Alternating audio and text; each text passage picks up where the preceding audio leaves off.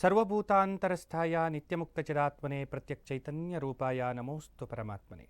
ಓಂ ಪರಮಾತ್ಮನೇ ನಮಃ. ಓಂ ಶ್ರೀ ಗುರುಭ್ಯೋ ನಮಃ.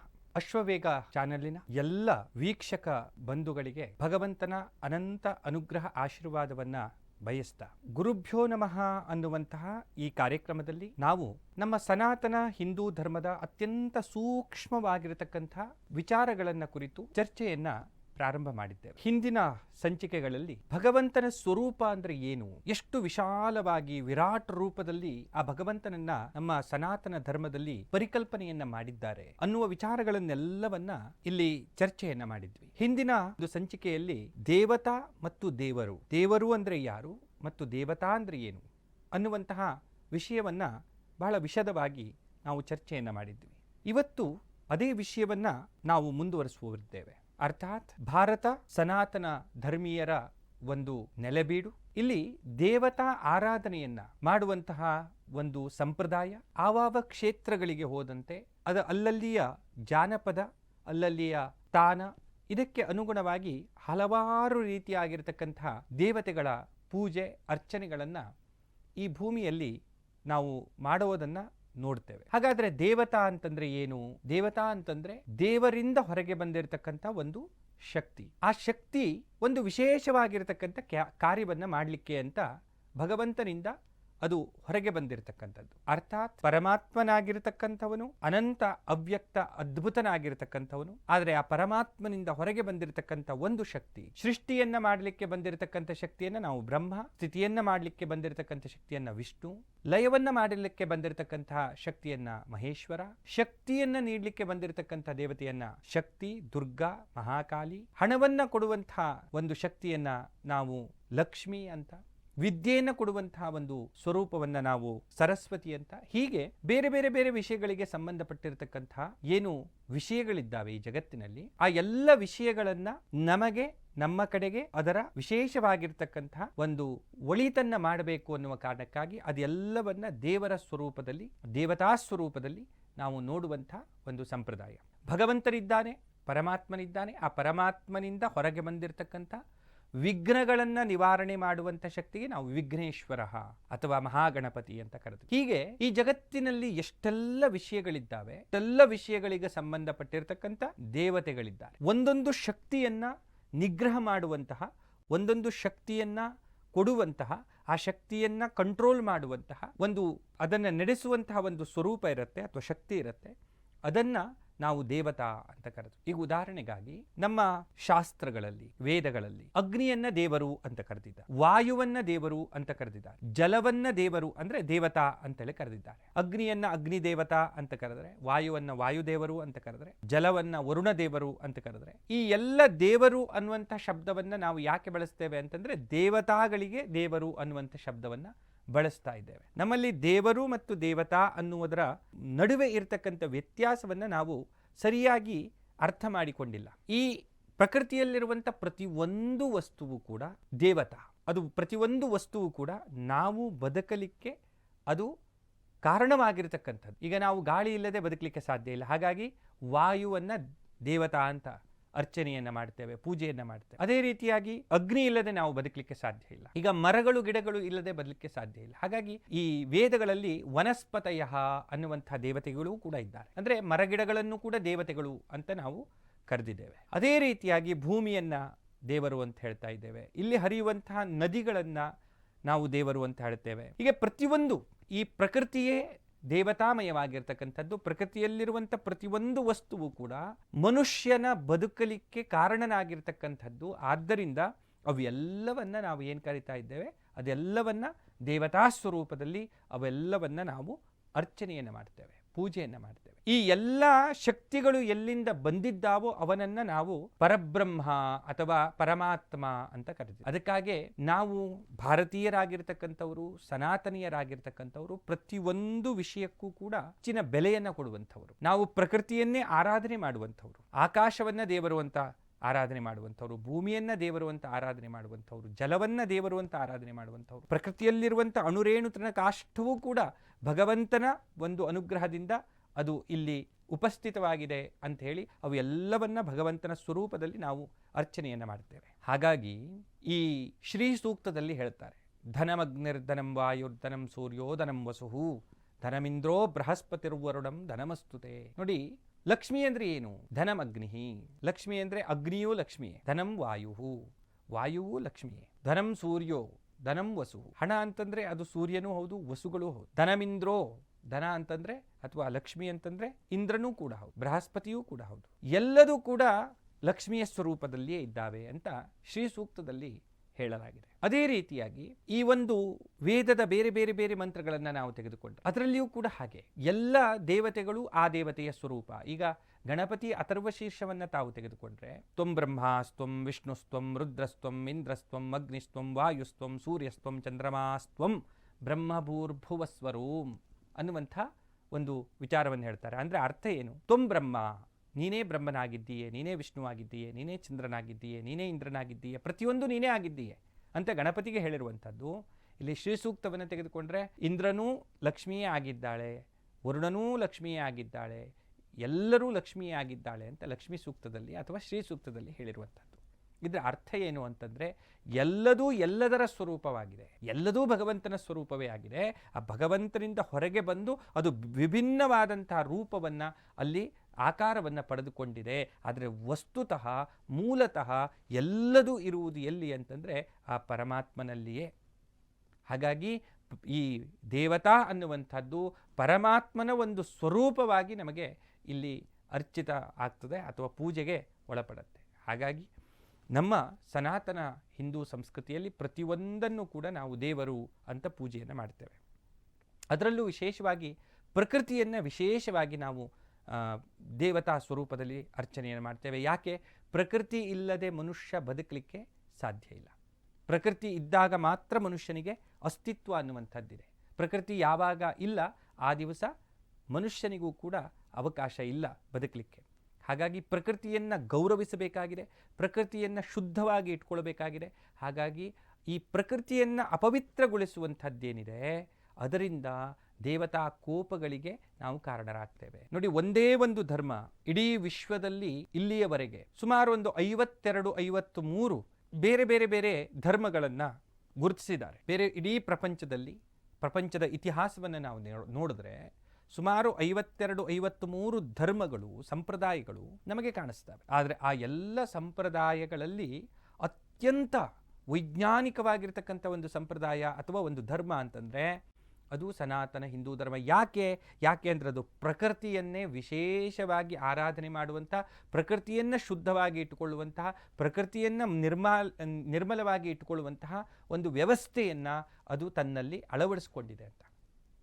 ಆದರೆ ಇವತ್ತು ನಾವು ಎಷ್ಟೋ ರೀತಿಯಾದಂತಹ ಪೂಜೆ ಪುನಸ್ಕಾರಗಳಲ್ಲಿ ಅಪವಿತ್ರವಾಗಿರ್ತಕ್ಕಂಥ ಪ್ರಕೃತಿಗೆ ವಿರುದ್ಧವಾಗಿರ್ತಕ್ಕಂಥ ವಸ್ತುಗಳನ್ನು ಬಳಸ್ತಾ ಇದ್ದೇವೆ. ಧನಮಗ್ನಿರ್ಧನಂ ವಾಯುರ್ಧನಂ ಸೂರ್ಯೋಧನಂ ವಸುಹು ಅಂತ ಹೇಳಿ ನಾವು ಪೂಜೆಯಲ್ಲಿ ಮಂತ್ರವನ್ನು ಹೇಳ್ತೇವೆ, ಆದರೆ ಅದರ ಅರ್ಥವನ್ನು ನಾವು ತಿಳಿದುಕೊಂಡಿಲ್ಲ. ಈಗ ಉದಾಹರಣೆಗಾಗಿ ಲಕ್ಷ್ಮೀ ಪೂಜೆ ಅಂತ ನಾವು ಮಾಡ್ತೇವೆ. ಲಕ್ಷ್ಮೀ ಪೂಜೆಯನ್ನು ಮಾಡಬೇಕಾದ್ರೆ ಹೇಳುವಂಥ ಮಂತ್ರದಲ್ಲಿ ಏನು ಹೇಳಿದ್ದಾನೆ? ಧನಂ ವಾಯುಹು, ಧನವೇ ವಾಯುವಿನ ರೂಪದಲ್ಲಿದೆ, ಹಣ ಲಕ್ಷ್ಮಿಯೇ ವಾಯುವ ರೂಪಿನಲ್ಲಿದೆ ಅಂತ ಹೇಳ್ತಾರೆ. ಆದರೆ ಅದೇ ಲಕ್ಷ್ಮೀ ಪೂಜೆಯಲ್ಲಿ ನಾವು ಹೊರಗಡೆ ಬಂದಾಗ ನಾವು ಪಟಾಕಿಗಳನ್ನು ಹಚ್ಚಿ ಇಡೀ ಪ್ರಕೃತಿಯನ್ನು ಪೊಲ್ಯೂಷನ್ ಮಾಡುವಂತಹ ಕೆಲಸವನ್ನು ಕೂಡ ನಾವೇ ಮಾಡ್ತೇವೆ. ಗಣಪತಿ ಹಬ್ಬಗಳಲ್ಲಿ ನಾವು ಗಣಪತಿಯನ್ನು ನಾವು ಪೂಜೆ ಮಾಡಬೇಕಾದ್ರೆ ಅಲ್ಲಿ ಅರ್ಚಕರು ಅಥವಾ ಇವರು ಹೇಳ್ತಾರೆ ತ್ವಂ ಬ್ರಹ್ಮಾಸ್ತ್ವಂ ವಿಷ್ಣುಸ್ತ್ವಂ ರುದ್ರಸ್ತ್ವಂ ಇಂದ್ರಸ್ತ್ವಂ ಅಗ್ನಿಸ್ತ್ವಂ ವಾಯುಸ್ತ್ವಂ ಅಂತ ಹೇಳ್ತಾ ಇದ್ದಾರೆ. ನೀನೇ ವಾಯುವಾಗಿದ್ದೀಯೇ, ನೀನೇ ಇಂದ್ರನಾಗಿದ್ದೀಯೇ, ನೀನೇ ಅಗ್ನಿಯಾಗಿದ್ದೀಯೇ ಅಂತ ಹೇಳ್ತಾ ಇದ್ದಾರೆ.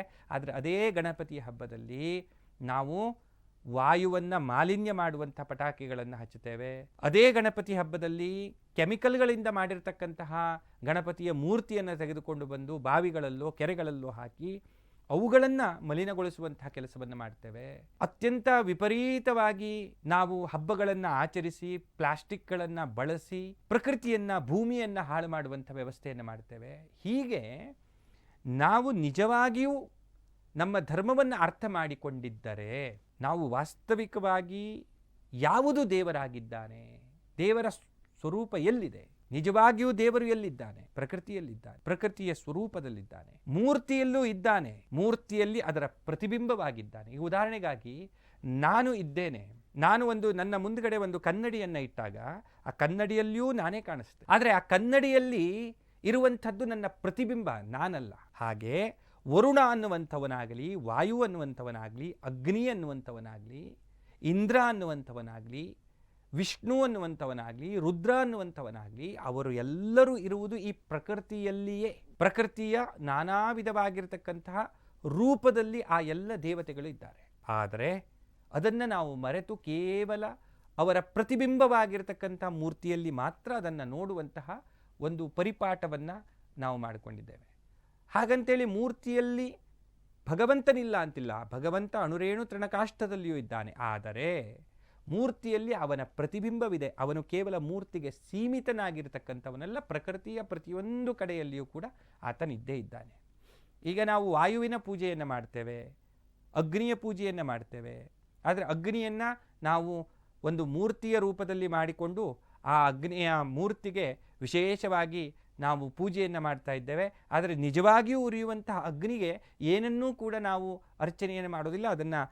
ಅದರೊಳಗೆ ಬೇಡದೇ ಇರುವಂಥ ಪ್ಲಾಸ್ಟಿಕ್ಗಳನ್ನು ಇವನ್ನ ಹಾಕಿ ಏರ್ ಪೊಲ್ಯೂಷನನ್ನು ಮಾಡ್ತೇವೆ, ಅಗ್ನಿಗೆ ಅಪಮಾನ ಮಾಡ್ತೇವೆ ಅಂತಂದರೆ ಆಗ ಆ ಮೂರ್ತಿಯಲ್ಲಿ ಮಾತ್ರ ಪೂಜೆ ಮಾಡಿರ್ತಕ್ಕಂಥ ಅಗ್ನಿದೇವ ಅನ್ನುವಂಥವನು ತಮಗೆ ಅನುಗ್ರಹ ಮಾಡಲಿಕ್ಕೆ ಸಾಧ್ಯ ಇಲ್ಲ. ಸನಾತನ ಧರ್ಮದ ಮೂಲ ಮರ್ಮಗಳನ್ನು ಅರ್ಥ ಮಾಡಿಕೊಳ್ಳುವಂತಹ ಒಂದು ಅಭ್ಯಾಸವನ್ನು ನಾವು ಮಾಡ್ಕೋಬೇಕು.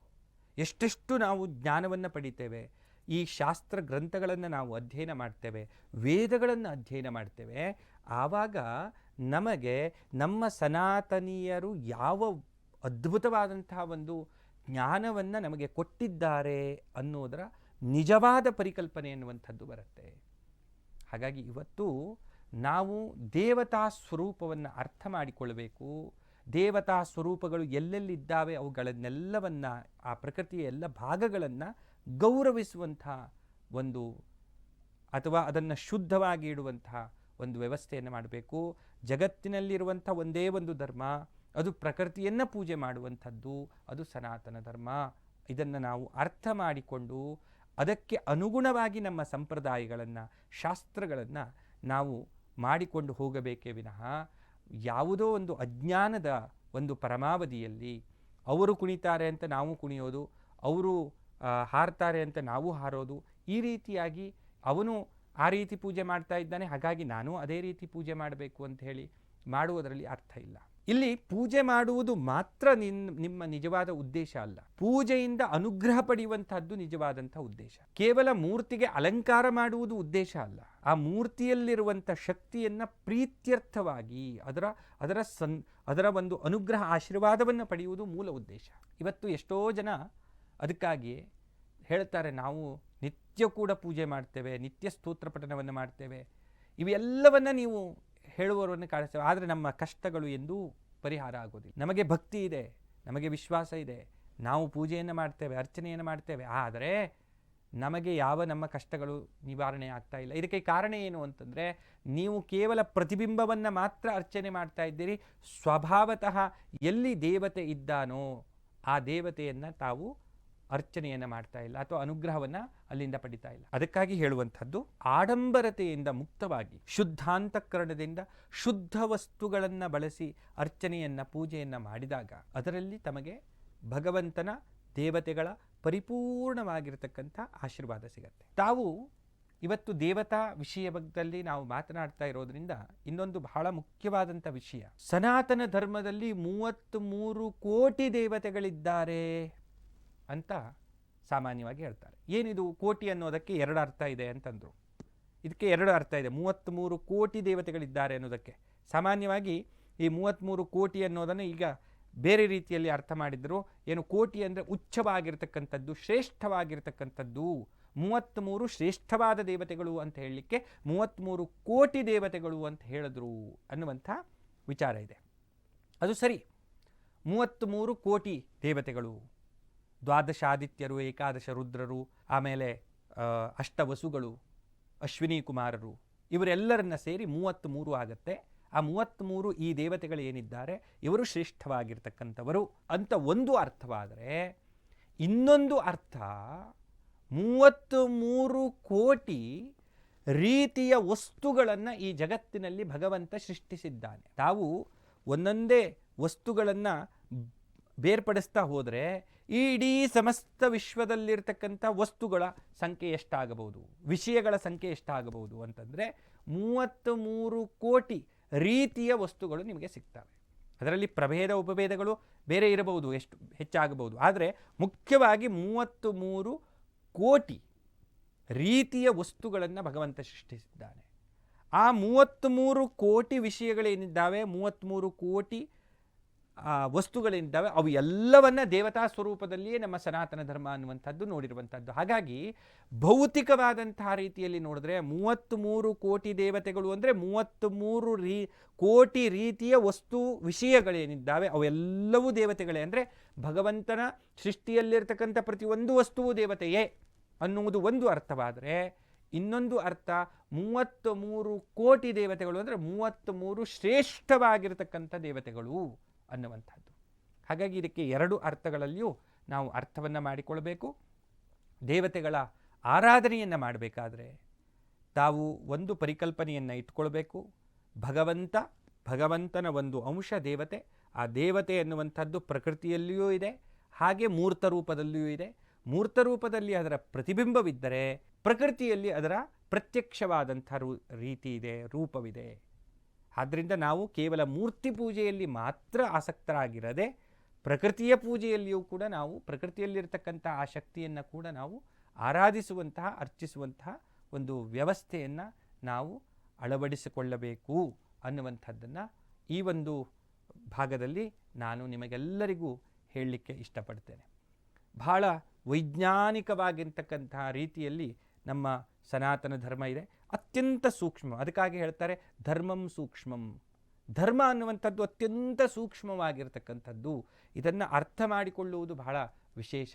ಹಾಗಾಗಿ ಆದಷ್ಟು ನಾವು ಹೆಚ್ಚು ಶಾಸ್ತ್ರ ಗ್ರಂಥಗಳನ್ನು ಅರ್ಥ ಮಾಡಿಕೊಳ್ಳಬೇಕು, ಶಾಸ್ತ್ರ ಗ್ರಂಥಗಳನ್ನು ಓದಬೇಕು, ತಿಳಿಯಬೇಕು. ಅಂದಾಗ ಮಾತ್ರ ನಮಗೆ ಇದೆಲ್ಲವುಗಳು ಕೂಡ ಅರ್ಥ ಆಗತ್ತೆ. ಅಂದಾಗ ಮಾತ್ರ ನಾವು ಈ ಕರ್ಮ ಬಂಧನದಿಂದ ಮುಕ್ತರಾಗಿ ನಾವು ಮೋಕ್ಷದ ಕಡೆಗೆ ಹೋಗ್ಬೋದು, ಭಗವಂತನ ಅನುಗ್ರಹವನ್ನು ಪಡಿಬೋದು, ಆಶೀರ್ವಾದವನ್ನು ಪಡಿಬೋದು.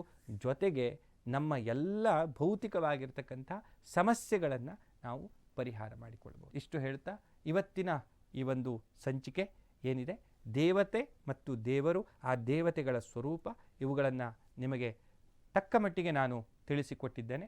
ಮುಂದಿನ ಸಂಚಿಕೆಯಲ್ಲಿ ತಮಗೆ ಇನ್ನಷ್ಟು ಈ ಧರ್ಮದ ಸೂಕ್ಷ್ಮತೆಗಳನ್ನು ನಾವು ವಿಶ್ಲೇಷಣೆ ಮಾಡೋಣ ಅನ್ನುವಂಥ ವಿಚಾರದ ಜೊತೆಗೆ ತಮಗೆಲ್ಲರಿಗೂ ಕೂಡ, ತಮ್ಮೆಲ್ಲ ಪ್ರೇಕ್ಷಕರಿಗಳಿಗೂ ಕೂಡ ಭಗವಂತನ ಅನುಗ್ರಹ ಆಶೀರ್ವಾದವಾಗಲಿ ಅನ್ನುವಂಥ ಪ್ರಾರ್ಥನೆಯನ್ನು ಮಾಡುತ್ತೇವೆ. ಓಂ ತತ್ಸತ್.